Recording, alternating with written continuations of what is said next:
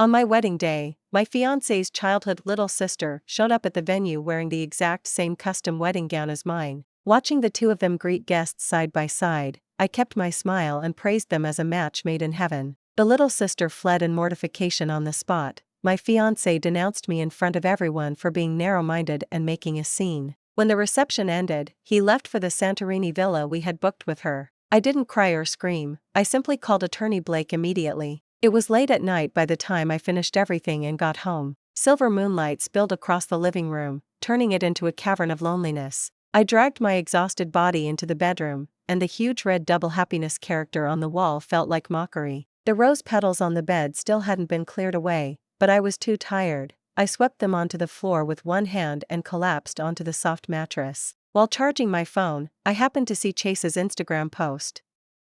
"Lucky to have you, never wasting our best years." The photo showed his arm around Sophie. They were gazing at each other, almost kissing, matching charm bracelets on their wrists. In the past, I would have rushed over demanding an explanation. Now I simply shut the phone and rolled over to sleep. For several days after that, I heard nothing from Chase, only fresh Instagram updates featuring her. Pictures of them hugging, taking selfies, sightseeing. I didn't care. I contacted Attorney Blake and started preparing the divorce settlement. Chase and I had been together 6 years, from high school to now. Although we'd only just held the wedding ceremony, we'd actually impulsively picked up our marriage license right after college graduation. Back then there had been no ceremony, but there had been a betrothal gift, a bridal gold set, and an abundance of love. Now the love had evaporated, leaving only wreckage. Half a month later, I was sitting at home reviewing the first draft attorney he had drawn up when the sound of the front door opening suddenly cut through the quiet. I looked up in time to see Chase walk in, holding Sophie's hand.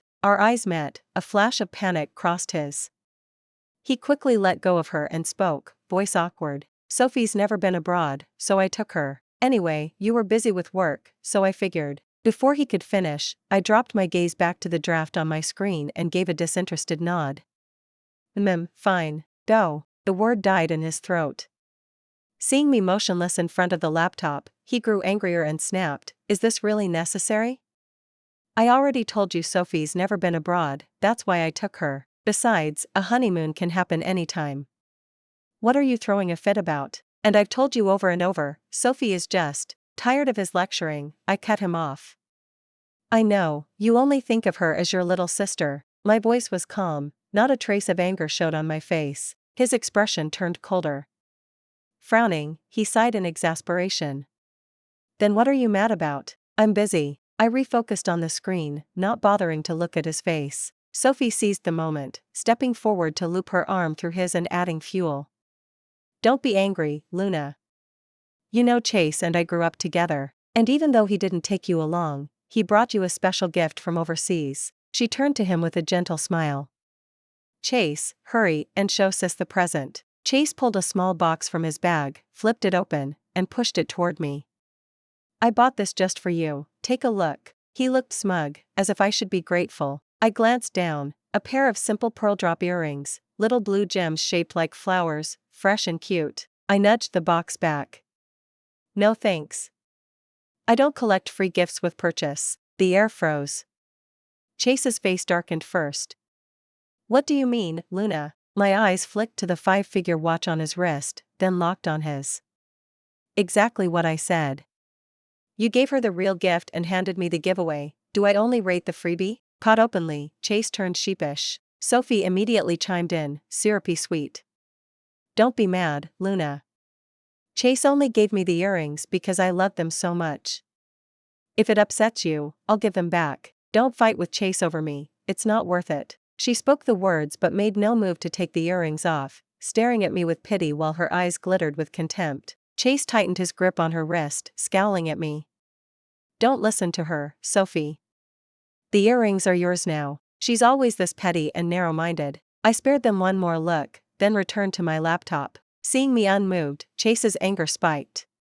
He threw his arm around Sophie's shoulders and stalked out, yanking the door wide at the threshold so it crashed against the wall, waiting, as always, for me to cave and chase after him, apologize. I didn't even lift my gaze. Instead, I added the price of those earrings to the asset list for division. When I stayed silent, Chase slammed the door with a thunderous bang. Not long after they left, my parents rang, inviting me over for dinner. I accepted. When I reached their front steps, Chase was already standing there. He saw me, and a flicker of unease crossed his face, but he still forced himself to speak calmly. Shall we go in together? I didn't refuse, I simply nodded and walked straight inside. Dinner was excruciatingly awkward. My parents were still stewing over what had happened on the wedding day, so their attitude toward Chase was frosty at best. In the past, I would have jumped in to smooth things over, but tonight I just let him sit there in his own discomfort. When the meal finally ended and I stepped outside to call a ride, Chase already had the car idling at the curb. The instant I opened the passenger door, I spotted a sticker pasted on the seat, Sophie. Chase cleared his throat, awkwardness thick in his voice. Sophie insisted on putting it there. You always drive yourself anyway. I nodded, my tone flat. Sure. Everything's perfect at the beginning. Chase's brows knitted, he looked like he wanted to say more, but my phone rang. I ignored him, lowered my head, and focused on the messages. By the time I finished, he'd parked outside a gated mansion. I'd barely stepped out when Sophie rushed forward and threw herself into his arms. Chase, I missed you so much. Did you miss me? Maybe because I was standing right there. Chase looked embarrassed and quickly caught her shoulders before she could kiss his cheek. Come on, we're adults now. We can't act like kids anymore. Sophie shot me a smug look, then cooed, so what if we're older? I'll always be your little sister, won't I? I couldn't be bothered with their antics, so I walked straight toward the entrance. Just inside the doorway, a digital frame was cycling through photos, all of Chase and Sophie. One showed them hugging at sunset, another at a candlelit dinner, and the last was a close-up of them locked in a passionate kiss. I barely glanced at them when Chase hurried over. Luna, those are photoshopped, I swear. Please don't be mad. I turned, the guilt in his eyes flickered and vanished. I nodded. They're actually well shot. Sophie frowned. You're not angry, Luna? My face stayed calm.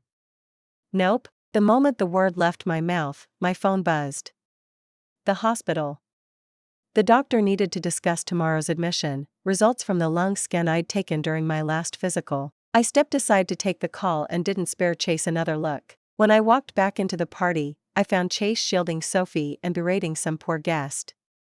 From the fragments I caught, the man had simply splashed a few drops of wine onto Sophie's hem, yet Chase refused to let it go, demanding a public apology. Watching them, I was yanked back to a night years ago. Chase and I had been at the same gala. As we passed the champagne tower, Sophie gave me a shove. I lost my balance and crashed straight into the crystal. Goblets shattered, wine and blood streamed down my dress. When I looked to Chase for help, he shouted in front of everyone, "Can't you even walk? The tower's taller than you, how could you miss it? You slammed right into it.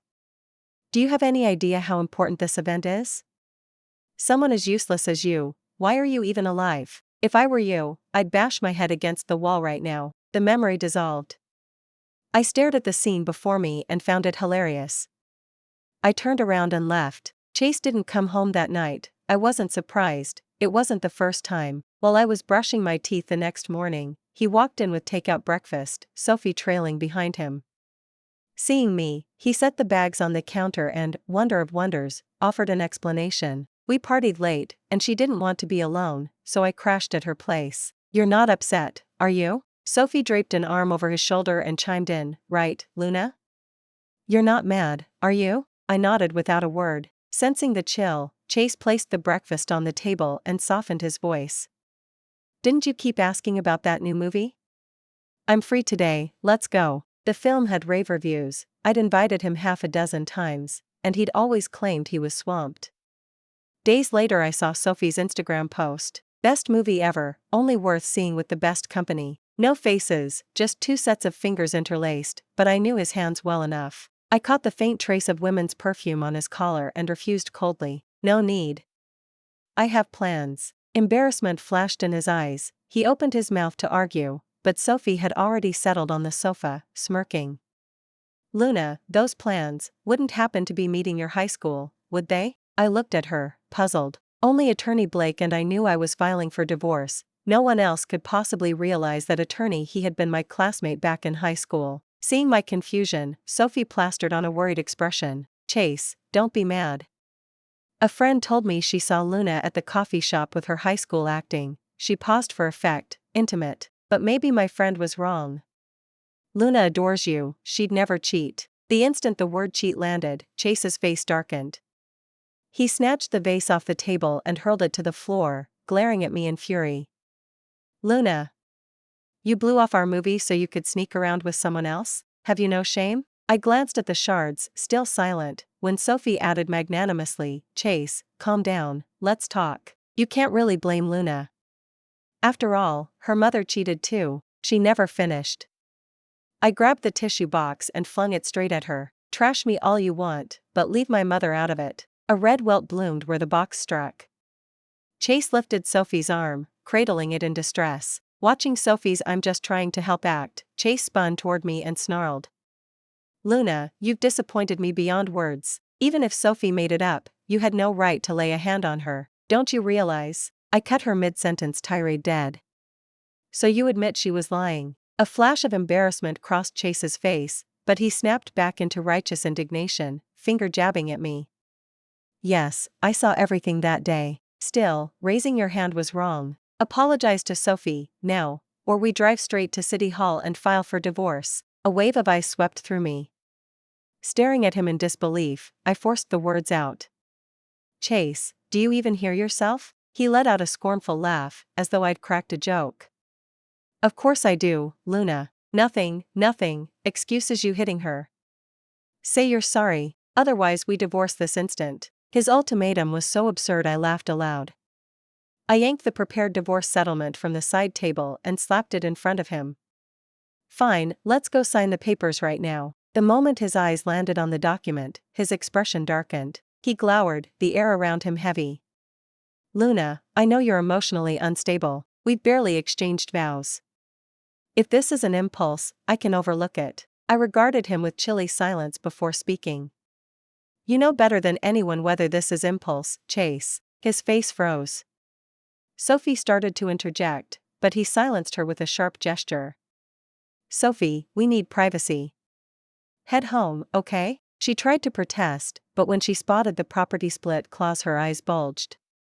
Before she could spew insults, Chase ushered her out. The door had barely clicked shut when his voice softened. Luna, I get that my closeness to Sophie bothers you, but believe me, she's only a sister to me. You're my wife. A split days after the wedding, what would people think? I said nothing, simply studied him. Chase, you don't love me. Divorcing frees the spot for Sophie. Shouldn't that make you happy? He tossed the settlement aside. How can you say I don't? His custom ringtone chirped. I knew without looking it was Sophie. Under my gaze he hesitated a heartbeat, then answered. Whatever she said, he jumped to his feet. Sophie's in trouble, I have to go. I watched him with empty eyes. He leaned in to kiss me. I turned away, leaving him awkwardly frozen. I swear, after this I'll keep my distance from Sophie. I picked the papers off the floor, voice flat. Haven't told you yet, they found a tumor. Surgery scheduled tomorrow, 10 sharp. Feel free to show. Shock washed over him, he reached to touch my cheek, but I jerked aside. He stood in a daze until the phone rang again. Finally he chose, walked out as though the person beyond the door mattered more. I said nothing, simply blocked and deleted every trace of him. At 10 the next morning Chase never appeared. It didn't matter. Mom and Dad escorted me to Riverdale, watching until the doors swung shut. Cold air blasted inside, raising goosebumps, but the scalpel's bite felt icier still. Anesthesia dragged me under. When I woke I was back in the ward, my parents hovered. The instant Mom saw my open eyes tears spilled. Luna, does it hurt? I smiled. They numbed me, no pain. Mom bit her lip. Dad sat silent, then finally spoke. Divorce, non-negotiable. I nodded. Deal. Though the tumor was benign, Mom dreaded lingering damage. She cooked every meal at home and ferried it in. Under her devoted care I regained strength. The day after discharge I could walk unaided. Following doctor's orders, I shuffled along the corridor while Mom fixed lunch and Dad fetched hot water. Straight ahead, Chase was supporting Sophie. They froze when they spotted me. At last Chase muttered, guilt strung through his voice. Luna, Sophie wrecked her car. I had to make sure she's okay. Didn't know you were here. Are you actually sick? Unwilling to engage, I swiveled to leave, but Chase seized my wrist. Fury blazed in his grip. What's with the attitude? I'm your husband. I deserve to know why you're hospitalized. I tried to yank free, he only squeezed tighter, so I slapped him hard. Chase. You forfeited the right to call yourself my husband. Rage flared, he jerked me closer, voice a low roar. I damn well have rights. Hear me, Luna, once we divorce I'll fight for full ownership of Sterling. Before he finished, Dad returned with the thermos, stepped between us, and pulled me behind him. Go on, try, we want nothing from you. Chase's hand trembled as he pointed past my father, words stuck in his throat. Behind him Sophie collapsed, feebly calling, Chase, I feel awful. This time he didn't move, bloodshot eyes fixed on me. Dad refused further drama, steadying me back to my room. At supper time Mom unpacked her home-cooked dishes when a knock sounded. Chase stepped in. Mom, Dad, I came to see Luna. Dad's face darkened on the spot, and he spoke with undisguised iciness. Casey, spare us the flattery, two old fossils like us can't possibly deserve being called Mom and Dad. Chase's eyes were swimming with guilt. Behind him stood Richard and Margaret. Margaret stepped in first, forcing an apologetic smile at me. Richard followed with a placating grin. Luna, we know everything now. It's all Chase's fault. We've given him the tongue lashing of his life, and he realizes how wrong he was. We're so sorry you were put through this. Mom rolled her eyes so hard the whites flashed, ready to fire back, but I caught her wrist. I gave her a tiny shake of the head and answered in a flat voice. Aunt Margaret, I've been married to Chase for years, you know exactly how he's treated me. Still, I'm done rehashing the past. Tomorrow, 9 a.m. sharp, City Hall Marriage Bureau. Chase's complexion drained to paper white. He strode to my bedside and dropped to his knees. Luna, I know I messed up. I didn't believe you really had a tumor, but please, don't file for divorce. I can't live without you. At that, fresh tears welled in corners. Still, tears hadn't been cleaned since long ago. Dried stains. Mom, scolds tears white flash flash flash glare white stains grind dried tears still now. I smiled at him, but my eyes were ice cold. Chase, you're the one who volunteered to sign the divorce settlement. And you're the one who ran off to see Sophie. What does any of that have to do with me? The plea in his eyes was almost spilling over. He looked utterly humbled. Luna, I really know I was wrong. We've been together so long, you know I've never done anything to betray you. You love me. I know. And I also know that no matter how wild you and Sophie got, you never went all the way. I gazed at him calmly, as if I were talking about someone else's life. I know Sophie was just a novelty, that the one you've always loved is me. With every sentence I spoke, another spark of hope flared in his eyes. By the end he was practically glowing. Baby, you understand everything, so we can still. Seeing that hopeful look, I shattered his fantasy without mercy. It's impossible. It's over, Chase. The divorce settlement you signed states that you'll walk away with nothing. If you show up tomorrow morning and go with me to collect the final decree, we can discuss reallocating assets and I might leave Sterling to you. But if you don't, I'll take this agreement straight to court and sue. You won't see a single cent. He stared at me in disbelief, as though he couldn't accept these words were coming from my mouth. Luna, you'd really do that? I looked at the wine bottle on the table. There wasn't a trace of warmth in my eyes. Once I've decided something, I never go back. Chase gave a bitter laugh, leaned back, and simply lay down on the floor.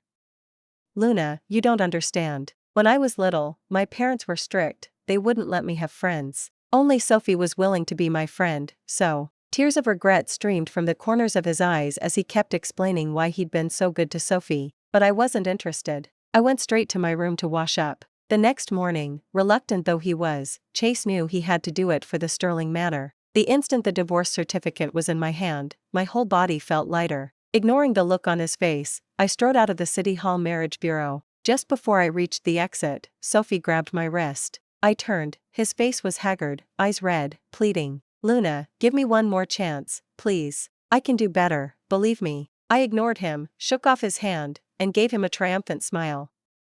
Casey, what are you talking about?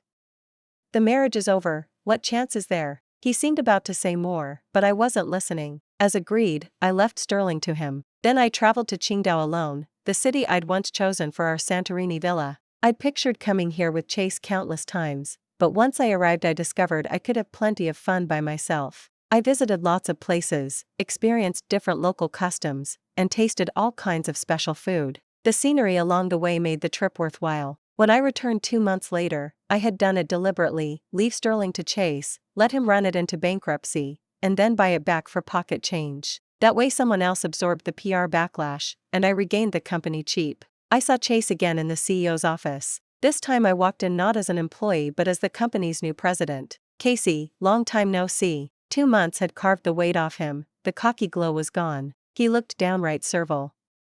Luna. In the office you should call me Ms. Sterling. A flurry of emotions flickered across his eyes, but he forced them down. On my orders, he vacated the building within 3 days. Under my turnaround plan, Sterling was soon up and running again. To restore our product's clean reputation, I had to release the provocative videos Sophie had once sent me. The moment they went live, hordes of netizens flooded her page with abuse, calling her a shameless homewrecker. They didn't spare Chase either. His cell number leaked, his private info exposed. He shut off his phone and cut himself off from the internet, but prolonged isolation soon cracked his mind. He went from afraid to leave the house to afraid to see anyone at all. Margaret and Richard quashed the stories as fast as they could, yet savvy users still dug up their identities, even the bribes Margaret had taken. People spammed official accounts demanding action, and both parents were fired from their agencies on the eve of retirement. Meanwhile my company soared, revenue multiplied several times over, and my personal net worth skyrocketed.